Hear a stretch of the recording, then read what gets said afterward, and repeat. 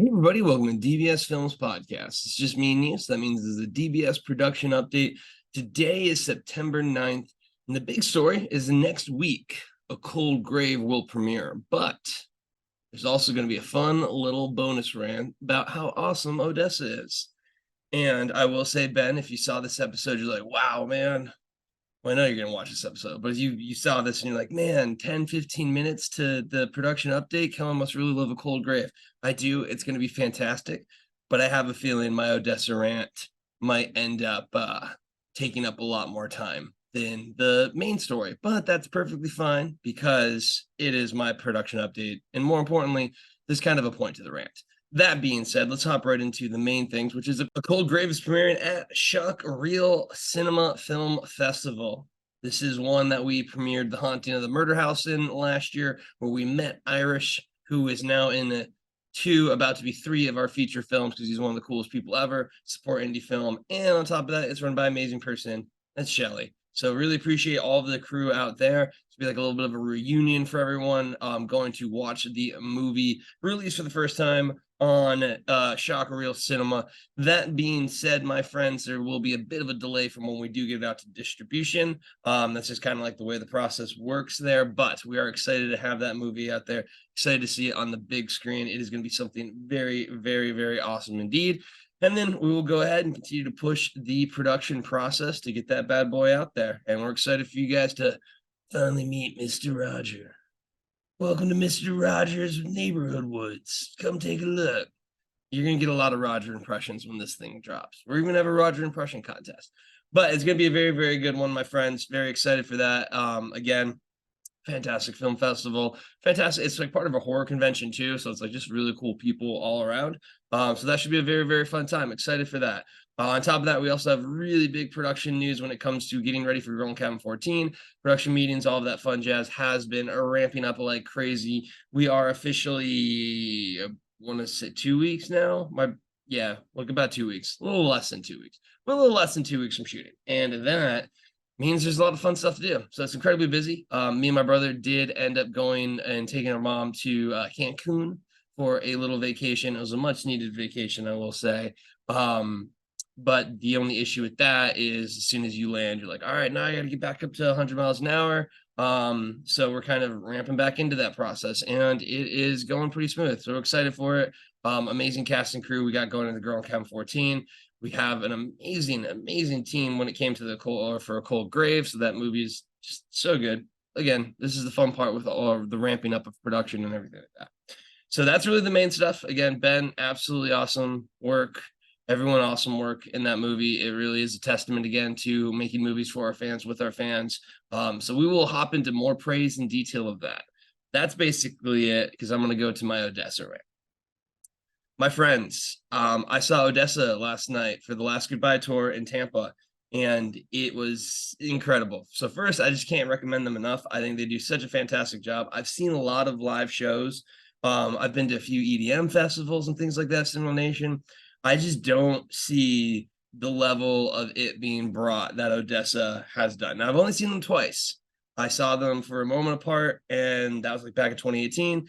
That's the second time I saw them. And like both times, man, they just bring it. They got a lot of live music with it in the sense of like drums and trumpets and things like that. So like their EDM's not just, like it's a lot of live music EDM that they're playing on there. The drum line is super cool. Their visuals are out there. Like they just really do an absolutely fantastic job. They slightly remix their songs in such a cool way, and like they show homage to older songs. So again, really, really, really amazing show. If you ever have a chance to go see Odesza, you will not be disappointed. But it's not really the main reason my rant. My rant has 2 parts. One, while I think most people can enjoy Odesza, I did want to actually go into why I incredibly enjoy Odesza, because I think it's a very interesting thing about me. And at this point in time, if you care about the production updates, you can just go ahead and just turn this bad boy off. We're done. Cold Grave coming out next week. Girl in Cabin 14 on pace. We're gonna be good. But if you want to learn a little bit more about Kellan, let's go. Let's keep on riding this bad boy. So the reason why Odesza is like incredibly powerful to me is because I basically Pavlovian trained myself to enjoy that music, and it does something completely different to me now. And I'll explain why this happened. So back in 2014, I wanted to start running, and it was the first like I had I ran a little bit in high school, as like a way to just like get into shape, but I only ran like 1 mile. I would run like 1 mile and then like take a break and then run another mile. Like that was my strategy. Like I never did one further than 2 miles. I think 2 miles was like the most. I would do like a mile, take a break, do another mile. I did that up to 5 times, but like for some reason I was just like I don't want to do long distance. So that was like in high school. Then I get out of college and I'm done wakeboarding all the time. I'm like, oh man, I need to try and stay in shape, right? Like this is not easier when when you're riding summer camp every single day or just every other day riding, it's easy to stay in shape. So it's like, all right, well, I need to get back into running. Let me go ahead and just try and find something to listen to. As I started ramping up the distances, because I was like, you know what? Like I'm kind of interested in going more than 2 miles. I think let's try this longer distance stuff. And if you've heard me before, I've done a lot of miles. And I always say the first 1 to 2 miles are the hardest. Then like 3, 4, 5 are like easier. So as those miles got up, I needed like a longer playlist because I don't think I had Spotify at the time. Yeah, I didn't have Spotify at the time just because I didn't want to pay for it. Um, and I was like, all right, well, let me just like listen to YouTube stuff and things like that. And I found this one YouTube video that is called like Chill Wave Mix. And Chill Wave Mix was really kind of a lie because it was just Odesza. It was basically Odesza's first two albums and a few bonus songs. And it was 2 hours and 13 minutes. And I cannot tell you how many times I have listened to that playlist running. Now, so here's what happened. As I like ramped up my running, like as I went from 2 miles to 3 miles to 5 miles to 10 miles to 13 miles to 15 miles to 20 miles to my like marathon to eventually getting to do the Ironmans with like the triathlons and stuff. The whole time, this is like fueled by at first this little 2 hour, 13-minute playlist. And then I basically added in the new albums as they kind of came there. But that first 2 hour, 13-minute playlist of their first two songs. And the thing is like, yes, I love Odesza's music. I'm a huge fan. I'm a complete sucker for like that dreamy female vocals over EDM beats, which is like their bread and butter. Quick side note, if you ever want to like guarantee yourself to get my points in karaoke night, sing Higher Up. You sing Higher Up, I will break the bank. I will fraudulently vote you to the top. I guarantee it. So it was like something I liked. But the thing is, this is like perfect music that was not too aggressive, that was kind of in the background. And the reason for it is when I run, I think like that's what I do when I run. That's the reason I really, really like running. Is one, it gives me physical, like essentially like release with like the stress, but also gives me a ton of mental release because I'm just stuck there. I finally have time to think, and I think a lot. Like I really do. I have a very strong mental voice constantly going, which is why I talk so much because I have to try and get that mental voice out. That being said, running's just such a very therapeutic thing for me. So these songs, this 2 hour, 13 minutes of songs, I'm listening to thousands of times. Like I really wish I had a number of how many times I've listened to it. And it basically gets ingrained in my brain subconsciously. Like I know where I'm at on this mile from this song. I know where I'm at from this mile from this song. I know where I'm at from this mile with this song. And again, this whole time I'm thinking about everything. I mean, I'm like everything DBS Discord wise, everything with DBS in general that I've ever been a part of or done, I've most likely thought about as I am running. Because again, I run really consistently, unless I'm injured, and it's something where it's always there. I'm always listening to it. So it's kind of a long story to say I listen to this a lot. I listen to it more than anything else. And again, it's not like I'm listening to it like, oh wow, this is music. Like let me listen to music. I listen to it because it is the perfect building block for me to just zone out for some hours, think about whatever I want, and then come back to reality and get back to work. So it is such a very focused thing while I am running in the sense that it's just in the background there. What makes it so cool, and I've experienced this twice now. And the first time I was like, okay, this is really awesome. And it's solidified with this one. And I will be going to every single concert there from now until eternity because it was just so good. Is when I listen to these songs in person, and again, they're much louder, they're much like more intense and all those things. And plus, to get my full focus, it's like a swap. So when I'm like running and stuff, it's just kind of in the background, but I'm thinking about life. I'm thinking about all the stresses. I'm thinking about all the work I have to do. I'm just kind of like thinking it out.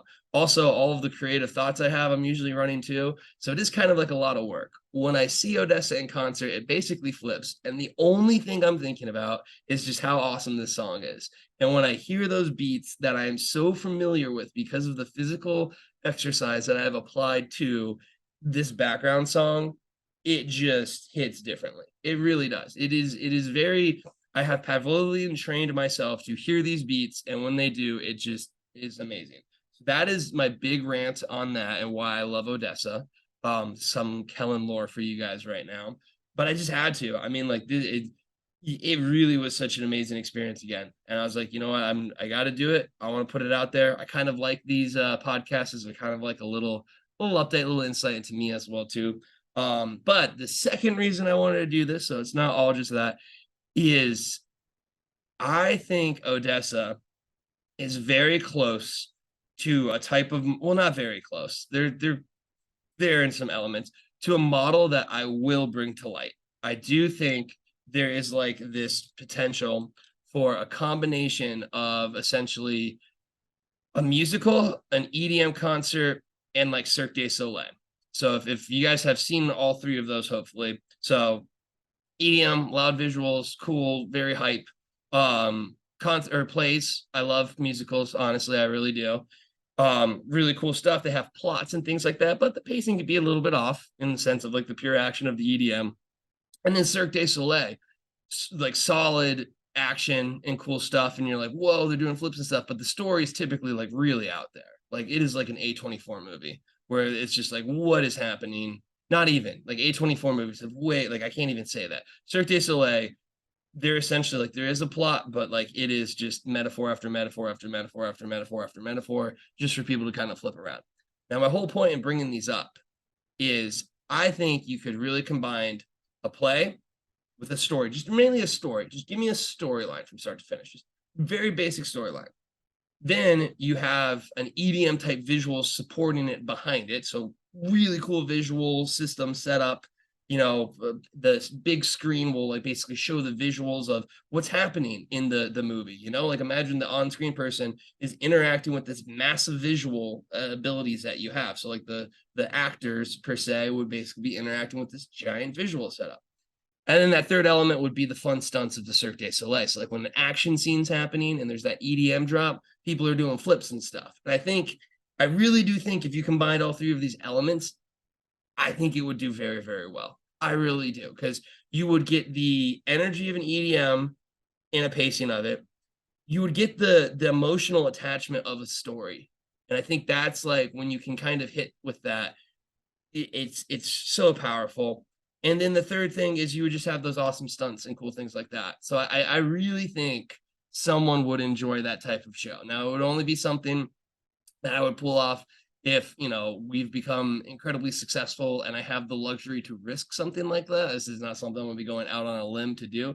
But I will say, me and Brendan have talked about something like this. We do think that there is an element for it. I think his is more like musical back. Like, yeah, I think his is more like ingrained in just core musical type of stuff. Like he's got this bellboy idea type thing. Which again, I think it would be good, but he agrees in the story side of things. But mine would be really kind of, I think you get those EDM visuals and then you have a perfect median for it. So the reason I am bringing this all up and the reason I wanted to rant about all of that stuff is these podcasts also serve as kind of like little historical marks, at least, for me now, in the sense of doing all of these. I can go back to all the production updates and be like, oh, this is what Kellan said here. So I'm very excited for that, because ideally, if this ever happens, I can point back to this episode and be like, see, this is what I was talking about. Some cool thing like this. And mainly I can go back and give thanks and say Odesza is also super, super awesome. Because again, the emotions and the energies and everything that I'm feeling in those concerts is just like, yeah, there's something super powerful here. So that's it. That is the end of my rant. I appreciate all of you that's listened. I'm assuming it's a lot of very loyal Discord members. If this is your first episode that you've ever listened to, I don't rant this often about things ever, really. These episodes are really just kind of more focused on what's going on, but congratulations. You have stumbled upon this episode and I hope you guys enjoyed it. I hope you guys enjoyed learning a little bit more about me. about why I love Odesza so much. I will be posting a few clips in the Discord if you just want to see what I'm talking about with how they bring it. But wow, yeah, I mean, guys, that was super cool one. But more importantly, Cold Grave is coming out for the premiere next week, and then we're gonna roll it out, and then we got Girl and Captain 14. But in any free time I ever get, man, there's an Odesza tour. You'll catch me at. So till then, have a good one, my friends.